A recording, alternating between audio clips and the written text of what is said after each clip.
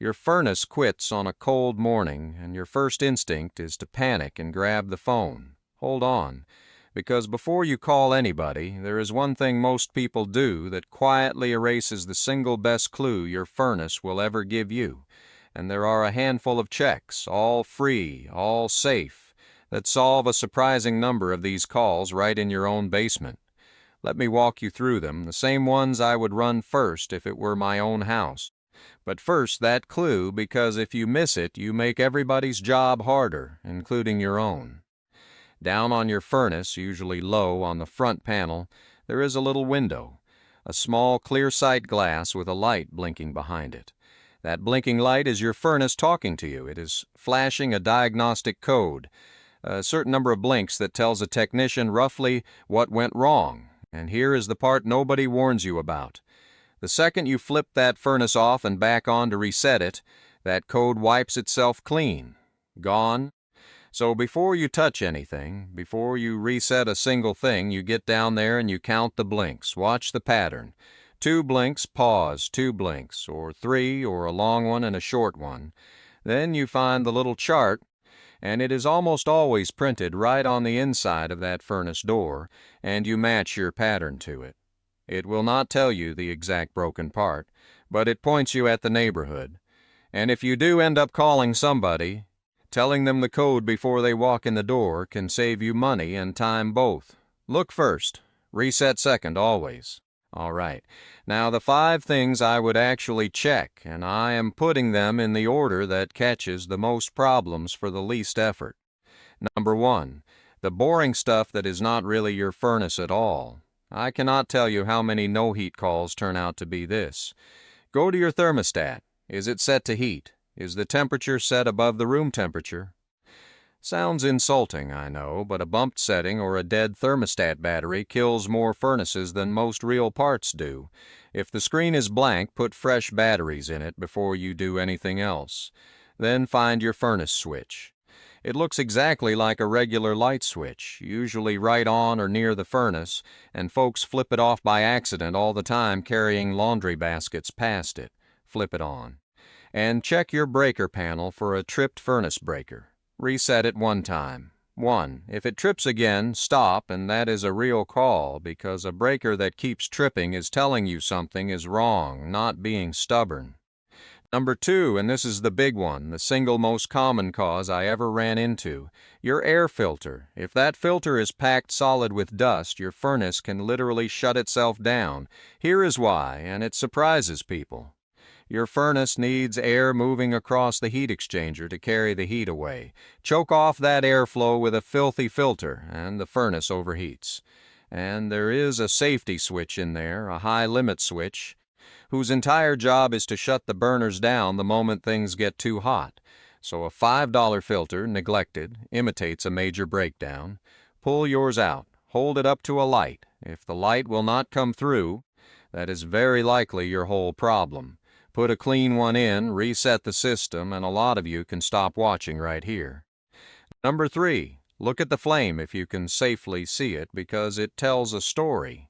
On a lot of furnaces, you can watch through a little window as it tries to start. Here is the pattern I want you to know. The furnace lights. You see a nice flame for 2 or 3 seconds, and then it just dies out. Lights, then dies, over and over, and maybe after a few tries it quits, trying altogether, and locks out. When I see that, I already know what it usually is. It is a dirty flame sensor. That sensor is a thin metal rod about the size of a pen that has to actually feel the flame to prove to the furnace that gas is really burning where it should be. When it gets coated in a fine grime over the years, it goes blind.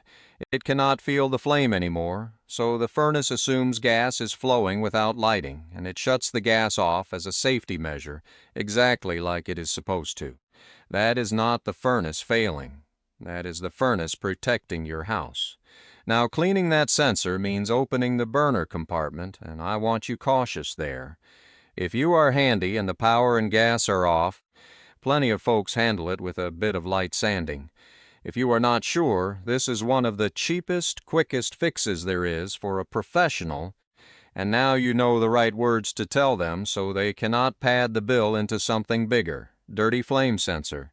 That is your phrase. Number 4, go outside. This one costs nothing, and I have seen it save people a whole service call. If you have a newer furnace, it breathes through a couple of white plastic pipes sticking out through an exterior wall. One pulls air in, one pushes exhaust out, and things love to move into them. I have pulled bird nests, hornet nests, leaves, and after a storm, packed snow and ice else right out of those pipe ends. When one of them clogs, a little device inside called a pressure switch senses that the air is not moving right, and it refuses to let the furnace fire on purpose, so you do not run it unsafely. So walk outside and look at those pipe ends. If one is stuffed with a nest or buried in snow, clear the opening by hand, gently, and you might have just fixed the whole thing. Do not go ramming a stick down into the pipe. You are clearing the mouth of it, not performing surgery.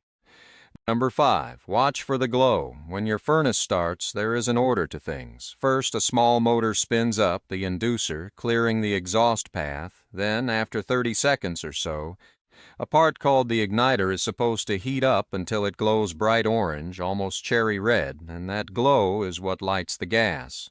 So stand where you can see the burner area on a startup cycle.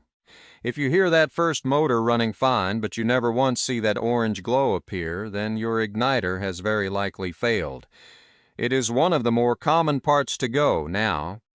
That particular part is brittle, and it sits right in the burner assembly, so replacing it is a job I would hand to a technician unless you really know your way around a furnace. But you have just diagnosed it from across the room, for free, and again you walk into that conversation knowing exactly what is wrong instead of taking somebody's word for it. Now, a couple of honest boundaries, because this is your safety and I will not blur it. Some of what makes a furnace quit lives on the other side of a line you should not cross. A bad blower motor, a failed capacitor, a cracked control board, anything involving the gas valve itself, that capacitor especially. It holds a stored electrical charge that can seriously hurt you even with the power off, and I do not care how many videos show somebody bridging one with a screwdriver. That is not a homeowner job. So if you have run these 5 checks and your furnace still will not go, that is your signal that it has crossed into licensed hands territory, and there is no shame in that. Knowing what is simple is what keeps you from overpaying. Knowing what is dangerous is what keeps you in one piece. And one more, because it matters more than any of the 5. If you ever smell gas, if you get soot or scorch marks around the furnace, or if your carbon monoxide alarm goes off, you do not troubleshoot anything. You get out of the house and you call for help from outside. No filter, no code, no glow is worth your family's safety. But most of the time, a furnace that will not start is one of those 5 boring things. A bumped switch, a choked filter, a blind flame sensor, a nest in a pipe, a dead igniter you can spot from across the room. And now you can walk down there calmly, look before you reset, run the list, and either fix it yourself for nothing, or make the call already knowing more than most people ever do. Now, a lot of folks have asked me to put all of this in one place, the whole plain rundown of what to check, what to fix yourself, and what to leave to a professional, without the sales pitch that usually comes attached. So I did. I wrote it all down in a little guide, everything I would tell my own neighbor across the fence, and I keep it over at hanksheetguide.com. The link is in the description and pinned in the comments if you want it. No pressure either way. Everything I show you here on the channel stays free, and it always will. I'm Hank. Go check your filter.